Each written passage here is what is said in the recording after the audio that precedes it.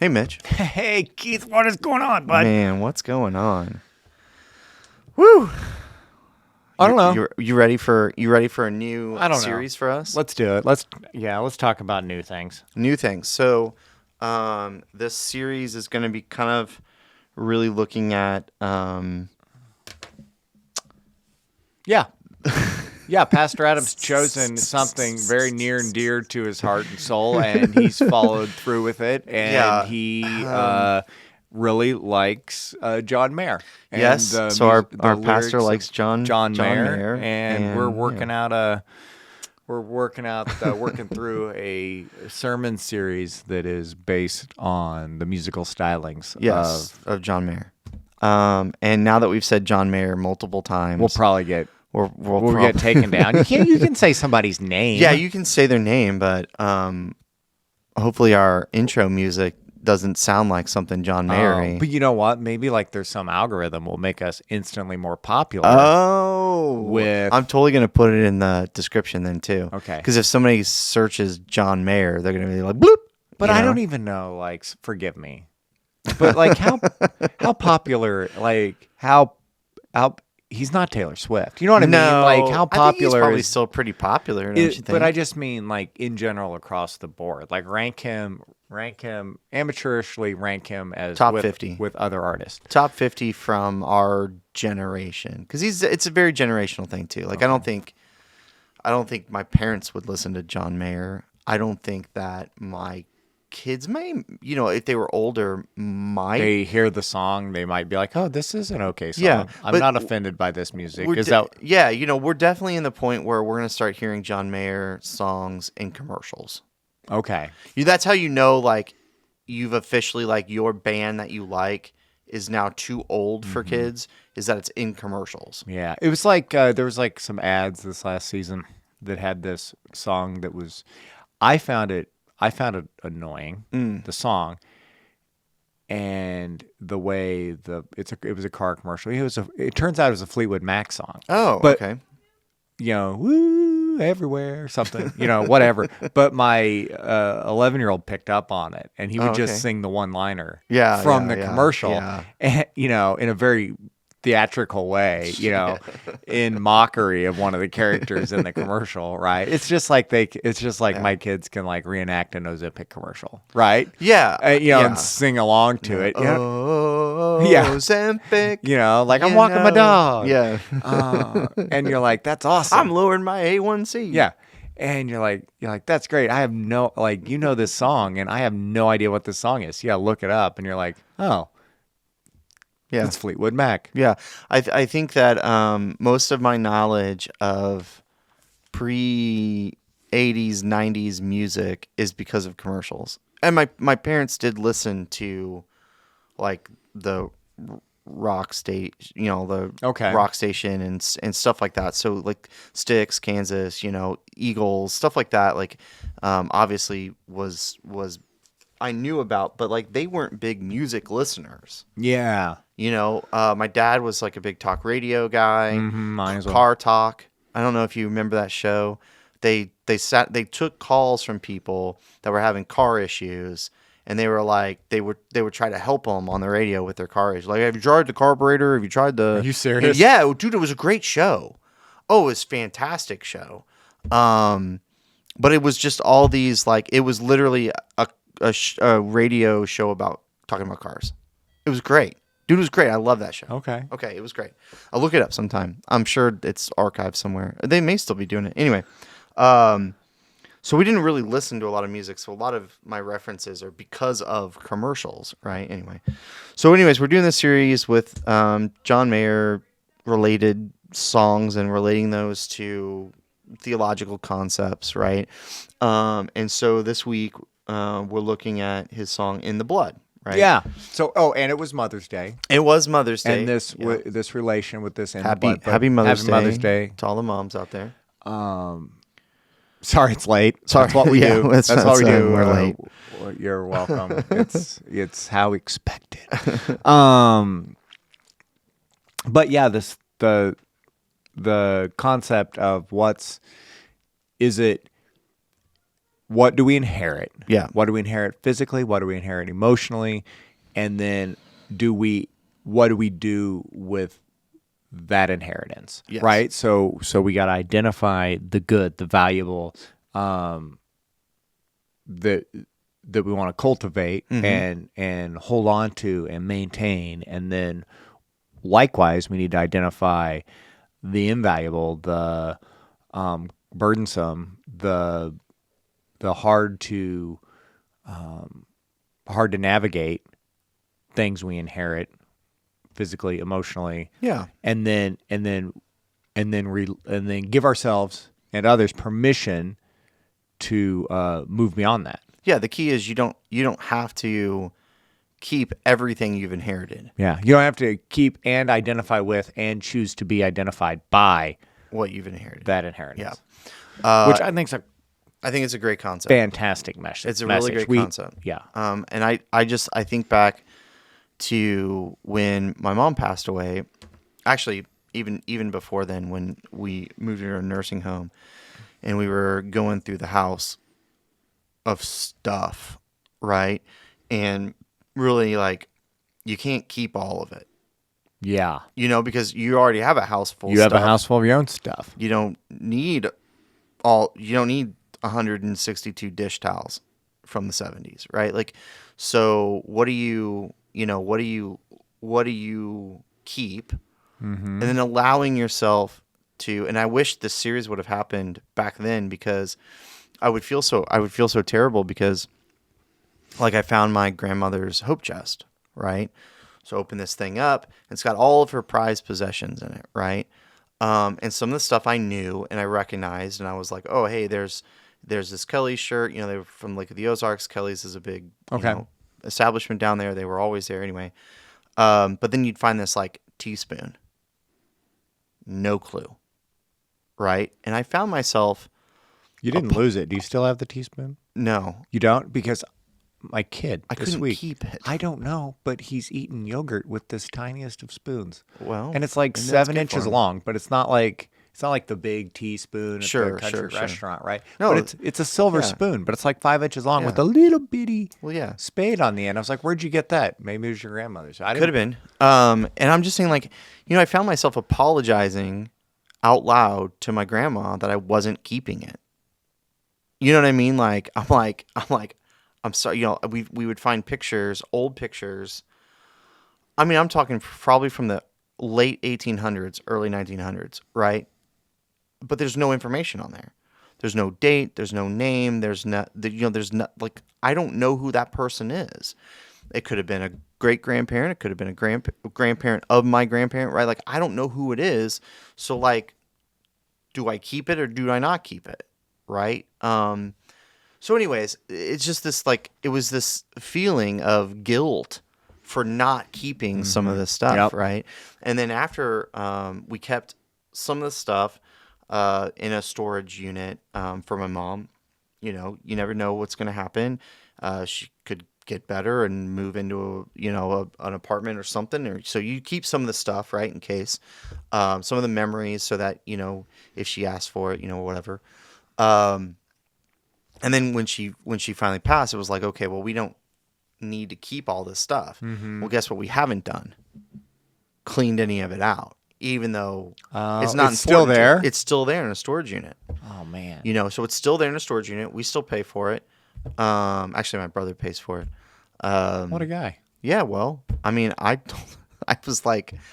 If you stop paying for it, it'll make it on one of those shows. Yeah, not to be insensitive. It will, but it would make it on one of those shows where they'd auction it off. Yeah, and there's really not the problem is there's really not anything valuable in there. Shh. It's what if somebody's listening to this and they might bid on it? I know. Anyways, it's a small unit. It's not very expensive. It's like $10 a month. I think initially we paid like 3 years up front or whatever when we moved my mom. Anyway, so like. I'm like, dude, we should just get rid of it. Like, like, I don't know, give it away, give it to Goodwill. Like, some of the stuff is still usable or whatever, but like, we don't have a need for any of it. And we don't, because of that guilt, that factor of not being able to give away. Like, you don't have to keep everything you inherited, right? So I want to ask you, though, Mitch, what's something physical in your life that you have inherited that you love? It's a prized possession and you would never get rid of it. I have a hammer. Have I told you about my hammer? No. All right. So my grandfather was a carpenter, handyman, that sort of stuff. He had a wood shop he was always working in. It was in his basement.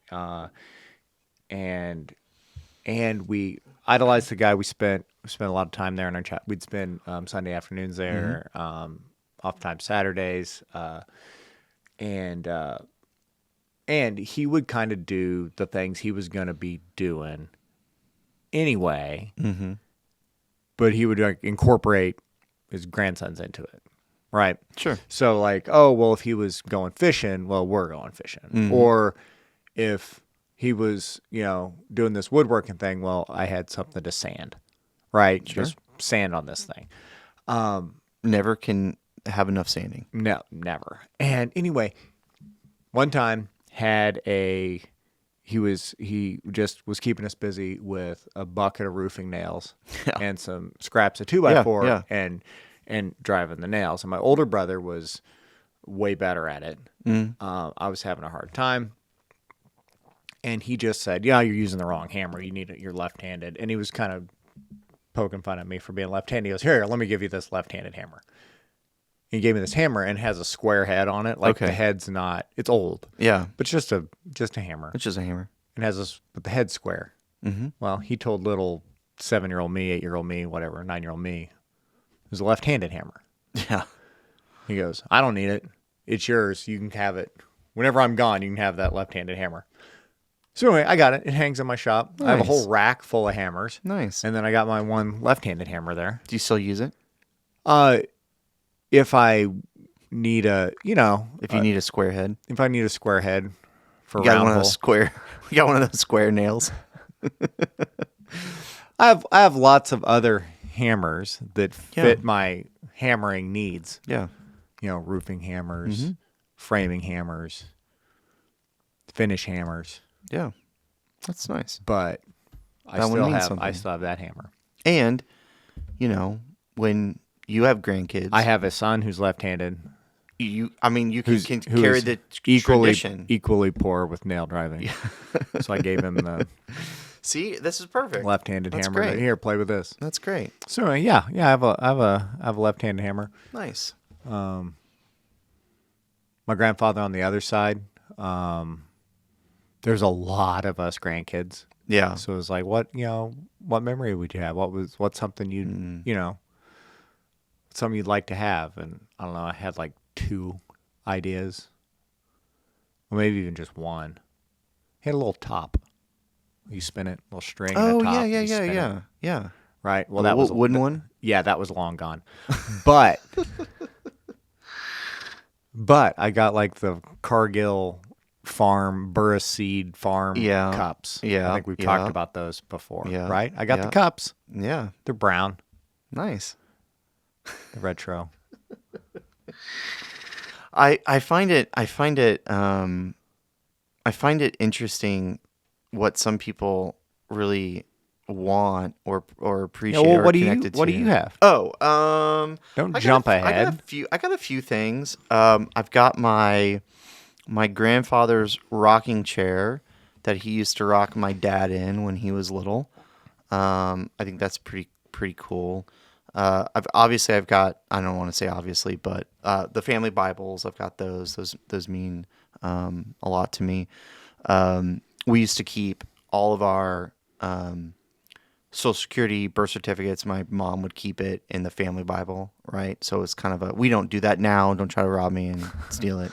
It's in a safe now in a fireproof, container anyway. So I've got those things. I've got, I think probably, I've got 2.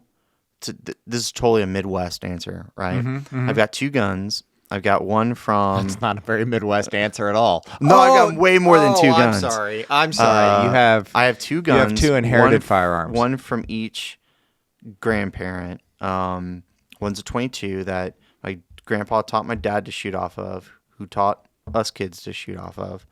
things wildly accurate. And then I've got a shotgun from my other grandparent on my mom's side. So those kind of mean those kind of mean something. And I'm sure as the kids get older and we get into that, just trying to pass some of that down. And do you have whatever. anything that like you inherited or you were given or was kept for you that you don't want and you didn't want, but you still got it? Oh, and then you're just like, what do I do with this? I would say that okay. So my mom and my grandma on her mom, they have some really strong connections to Oklahoma, right? Just family wise and stuff. My great aunt used to go to Oklahoma to the Indian reservations way back in the early 1900s and teach English and Christianity to a lot of the Indians that were on the reservation. They didn't speak English, right? And so there's a lot of that memory of the family going down there and stuff like that. So there's this not pottery. They're clay plates and stuff like whatever. They're called Francomaware. Right, instead of Tupperware, whatever the Francomaware. So it's a guy named Frank. Okay. From Oklahoma, Francoma. Right. Oh, clever. And for that age group, they're super collectible.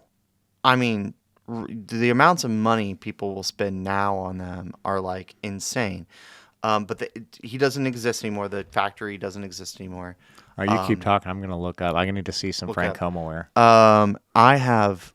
So the problem is my mom was like, "You boys keep all the Francomaware, right?" I'm telling you, dude, her house was filled with Francomaware, not just in it wasn't in the kitchen, right? But it was like everywhere in the house. You'd get this little toothpick holder, right? And that would be in the bathroom in case somebody needed a toothpick, right? You'd get this other thing that was in, the bedroom or whatever. This is very nice. It's very great stuff, dude. It's like Fiesta ware. Yeah, it's very much like Fiesta ware. Mixed with like real artistic pottery. Yeah, I mean it's great stuff. The usability of being dishwasher safe. Yeah, you can. I mean, we ate off of them. Oh, it's a good looking glaze. Yeah, we ate off of them, and so anyways, they have different sets and all this. Well, my grandma had a bunch, right? And my mom got my grandma's stuff. It was in the basement, and I'm 71 piece set for $1,000. I know, dude. I know. It's expensive. I mean, 71 pieces. It's Keith. worth money. I think there's an ash. I think that's an ashtray, dude. I don't want it, but I also can't find someone to buy all of it in bulk. Well, right there, you just got to put on eBay. I know. The thing is, it's heavy. It's like one of these little boxes. It's like you ever pack up one of the little book boxes and you're like, how is this so heavy for this tiny box? It's like a book box times 10. They're heavy. And anyway, I don't want it. My there's a few pieces of it that we remember from childhood, or whatever, like the toothpick holder or whatever, that we'll keep because it has a very distinct, memory. But like, I'm not eating off this stuff. I'm not passing it on down to my kids, right? So that would probably be my example. What's funny is my wife, she got one of her grandma's candy dishes. So it's a very similar story to what our pastor has, a candy dish from his grandparents. So she's got this candy dish. I'm surprised that Adam lets his kids touch it because ours is locked away. Because my wife did have it out on the coffee table, and I can't remember which kid, but one of the kids was playing with it way too much and almost broke it. I think if that thing broke, it would just devastate her. But what I just find stupid about some of the stuff, and I'm not relating this to her in any way, shape, or form, but I had a friend whose grandparents passed. Okay, and the kids of the grandparents, so all the aunts and uncles, there was like 7 of them, right? 7 or 8 aunts and uncles, right? And so they went, all the aunts and the uncles went to the house to kind of clean it out, and the grandparents just left everything carte blanche, equal portions to everyone, right? And then they left some things to the grandkids, a little bit of money, right? And so like the aunts and uncles were like, hey, to all the kids, if you want anything from the house, let us know, okay? But like one of the uncles was like this stingy dude who like had no emotional ability whatsoever and was like, yeah, we'll sell it to you. Because their whole plan was to go through the house, get anything that they wanted to keep, and then just have a big, was it not a rummage sale, but a estate sale, right? And so he wanted to charge everyone what the estate sale. So the estate sale people came in and tagged it all, and then he's like, okay, if you want anything, you get first dibs at the estate sale. That's pretty normal. Pretty standard operating that is procedure. Terrible. If you got a grandkid that love their grandparents and it doesn't want, like, I want, this $5,000 thing.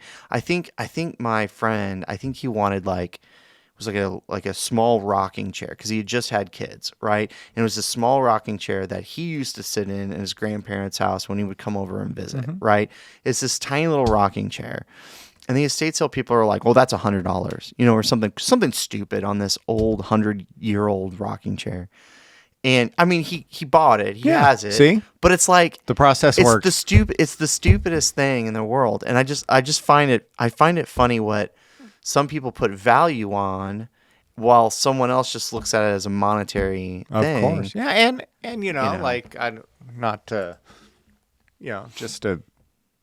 I like to approach everything with exceptional amounts of grace, right? Yes, exceptional amounts of grace. On the perspective of it. But think about now he's got this story with which he paid for, he acquired by, right?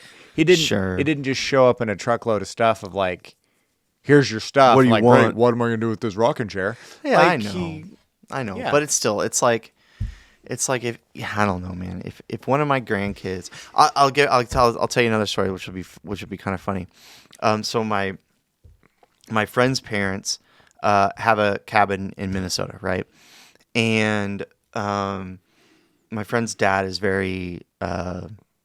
Sometimes he latches onto things that people are like, my friend's mom's like, his wife's like, what? Why are you buying that? Nobody's gonna play with it. What's this little? It's this little piggy bank that's got like a fisherman, right? And there's a fish on it, okay? And you crank the fish back, you put a coin in the fish's mouth, and then you press the button and the fish jumps into deposits the coin into the bank, okay? And his wife's like, why are you buying that? That's the stupidest thing in the world. Every single grandkid, every single kid, probably 14 and under, that's ever visited that cabin loves the stupid thing, right? Like, it's great. They all use it. My kids use it. They love it. He's got to have a cup of coins there so they can just do it on repeat, right? Over and over and over and over again. And so it's so funny because she has to admit every time, I told him he was nuts for buying it, right?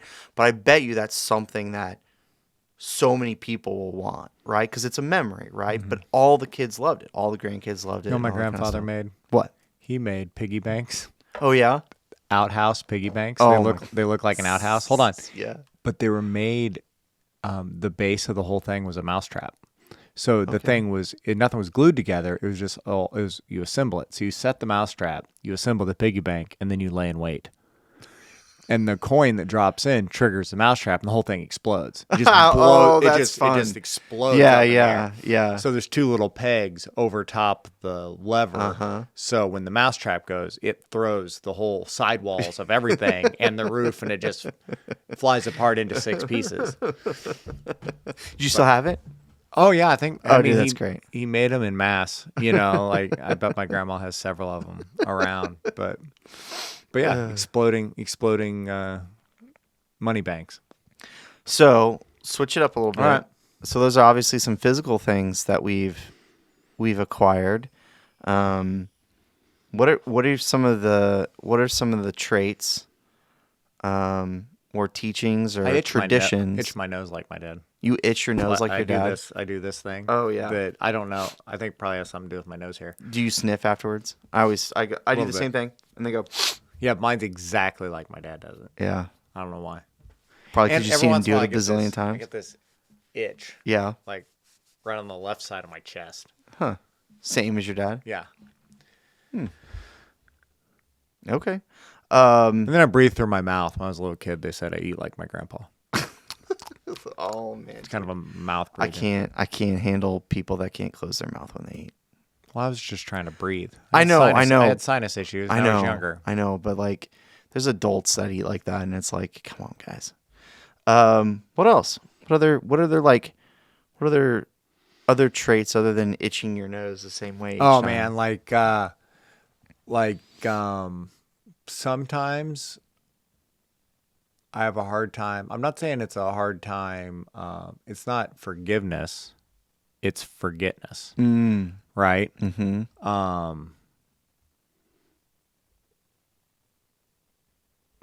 I think my dad's pretty good at like remembers, like not that he'll hold a grudge. Yeah.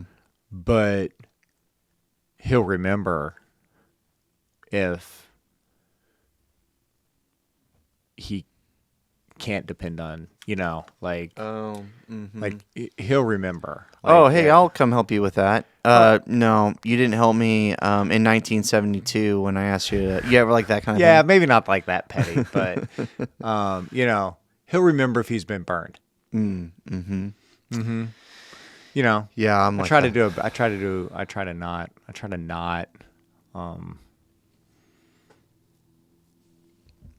try not to do that. We talked to my Grammy a lot. I got a lot of her traits and characteristics. Sweet tooth, hospitality, giggles, laugh a lot. Yeah. What about you? Well, I don't know. I'll keep thinking, but I would say that I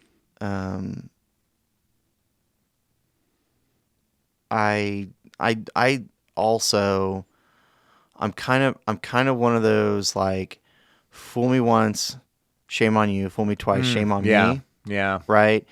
And that's definitely my mom, she'd only really let someone burn her once. Mm-hmm. And then it was like the relationship was over, like the relationship was over. She was a hairdresser, so she was very outgoing and conversationally and stuff like that, and very involved. But if you'd like, hey, I don't have any money, right now, I'll hit you up next week, but I really need a haircut because I got this job interview or something. She would totally give you a haircut. But then if you didn't fulfill on that promise, she wouldn't do that again, right? You know what I mean? That kind of thing. Like she'd still cut your hair for money, but like she would remember, But then she also had this thing. She was a big thank you note person. So if us as kids ever got anything, we would have to write a thank you note, right? Yep. And so I do that with the kids, right? I don't necessarily do that myself all the time, but I see that I've picked up on that trait of like, so it's like if somebody does something nice for one of the kids, I'm like, hey, why don't you write them a note, draw them a picture. When they were littler, I'd be like, draw them a picture or whatever. So my nieces took her to the Taylor Swift concert, my oldest to the Taylor Swift concert last year. See, we're talking about Taylor Swift now. Yeah. John Mayer, Taylor Swift. And I was like, you need to write them a thank you letter, not just a note, right? Stuff like that. I think I've definitely inherited that mindset of like just being on the flip side. I don't like to get burned, but I also like to recognize when someone's really gone out of their way to help, here's a good one. So that's, Here's a good one. My dad, something I get from him is like, it's not,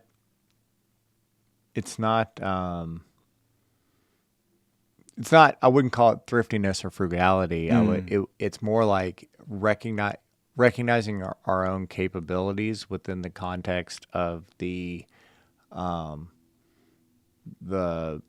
value of goods or services. Mm-hmm. Okay. Mm-hmm. Now that sounds crazy.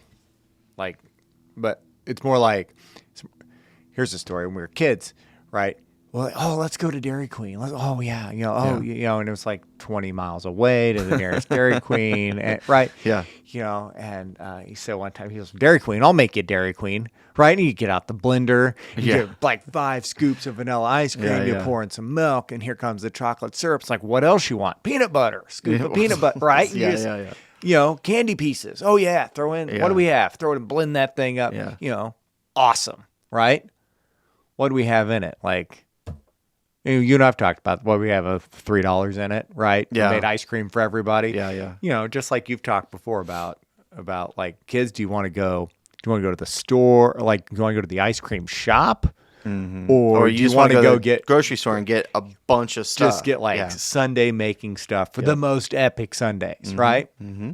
And that's that small example, but like sometimes we take it to the extreme, right? It'd be like, you get the quote, like, "Oh my gosh, new deck today. New deck on the house, $7,000, $8,000." What? I can do that. I could do that, and with all the money that I'll save, what else could I do on the deck? And you end up spending $10,000. Yeah, but it's like a twice better deck. Yeah, right? Way better. Yeah, right. Stuff like that. Yeah, it's like it's the recognizing your own capability, and then. My dad was very good at recognizing, I hate to use the word need, right? But the wants, so like differentiating the needs from the wants. Well, no, I mean like he was really good at, and I still do, it is an example of what I do today. Like my middle child, she's not quite.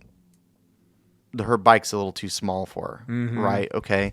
So in my mind, it's like she needs a new bike. So before she's even asking for a new bike, I'm like thinking in my mind. I remember one Father's Day, I went out and bought all the kids a bike, right? Not because they really needed it. They kind of did, right?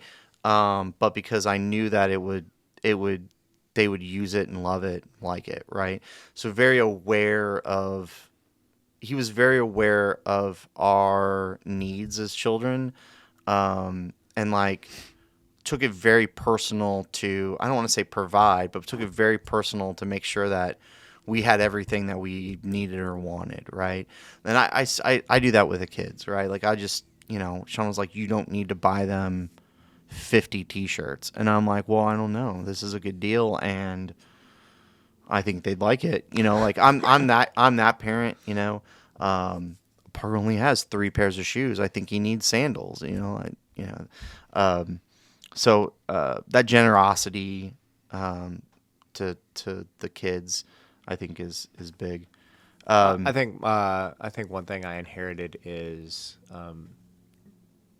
fiscal responsibility, was inherited. Oh yeah, always generosity, always within fiscal responsibility, right? Mm-hmm. And but the fiscal responsibility part of it, I think, is super important thing I inherited, because I recognize that's very generational, and the amount of generations it takes to be set up fiscally responsible households, right? That doesn't happen overnight. That's generations of modeling and and identifying the need versus the want. And I would probably say my parents weren't very fiscally responsible. They weren't irresponsible.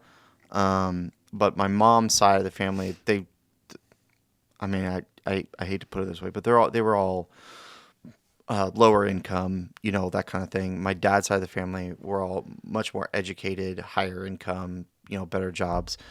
And I think that when you combine those two backgrounds, it caused some internal chaos and conflict, right? So I think that's kind of something, in kind of progressing this conversation a little bit, into our point is, there's some things that you inherit that you don't have to keep, right? And so that kind of fiscal irresponsibility, I started to do in my life, right? With a credit card in college, and, always worried about what my credit limit was and having to do that. And then there was a point where I was like, I don't want to live like this.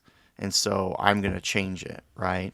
And so for that, that's a great example for me. But what's something that you remember that you inherited that you had to give up, that you had to give away? Can you think of anything?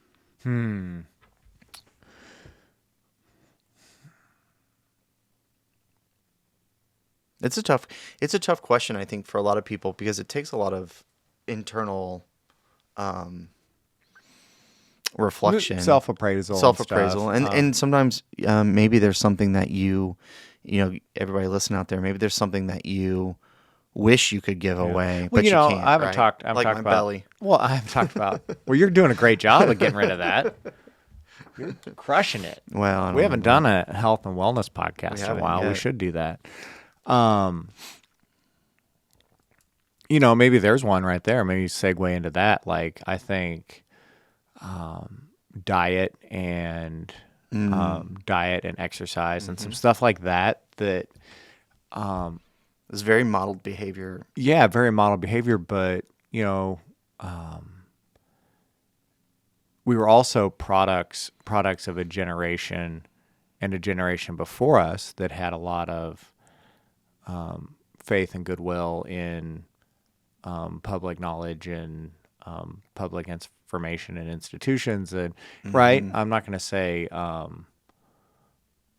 gullible. It was pretty easy to just believe the research, data, and science, and that was presented and how it was presented. Red dye 40, and just go with it, right? Yeah. Like, how many times do we hear about cholesterol and eggs were good for you, butter was bad for you, right? Yeah. Or switch to margarine. And then we switch back and forth, right? Yeah.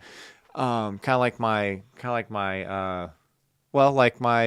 doctor, my current doctor right now. He's like, with my cholesterol and stuff, and he's like, try.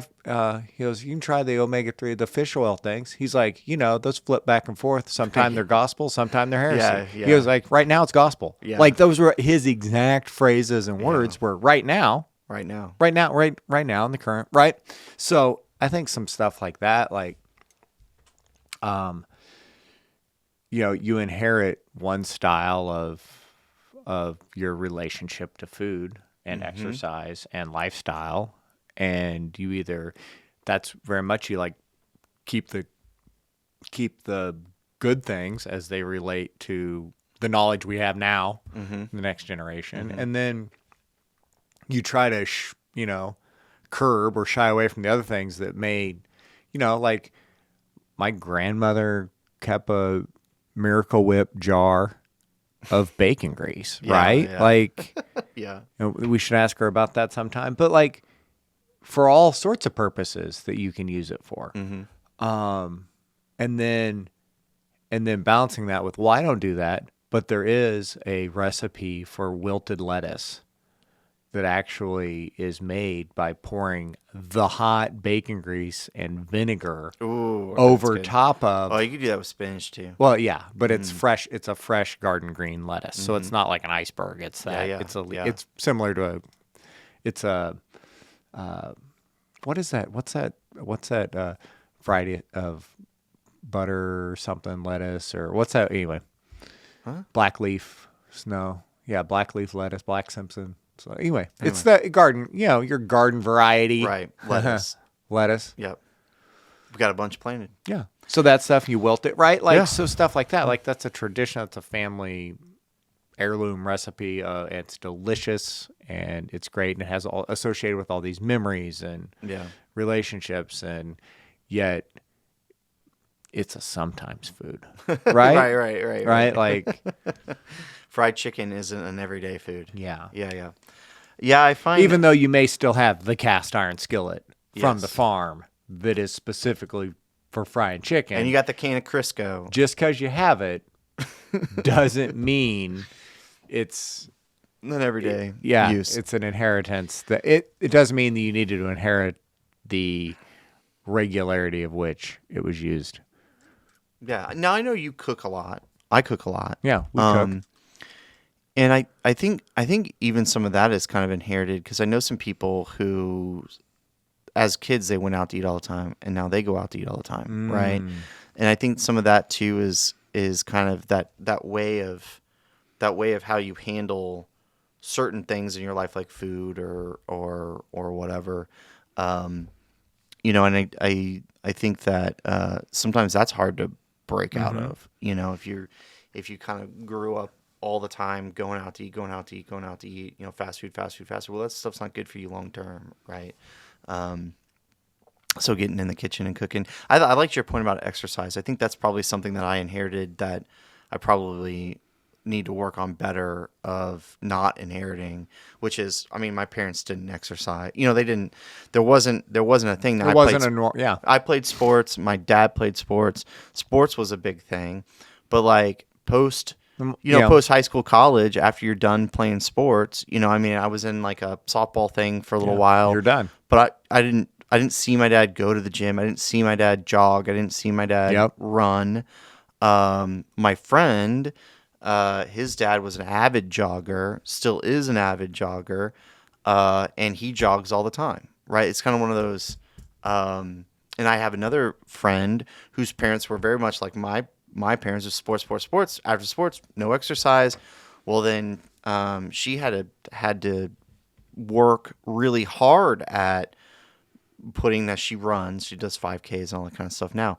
But she had to work hard at getting into the habit of it because it wasn't like a learned, inherited behavior of just a mentality of it, right? But now she does it. Her kids go out with her or whatever. So really being able to change, to your point, that kind of family history. Like positive. Some of my greatest childhood memories was, participating in organized baseball with my dad, right? Well, I'm doing a version of that now with my kids.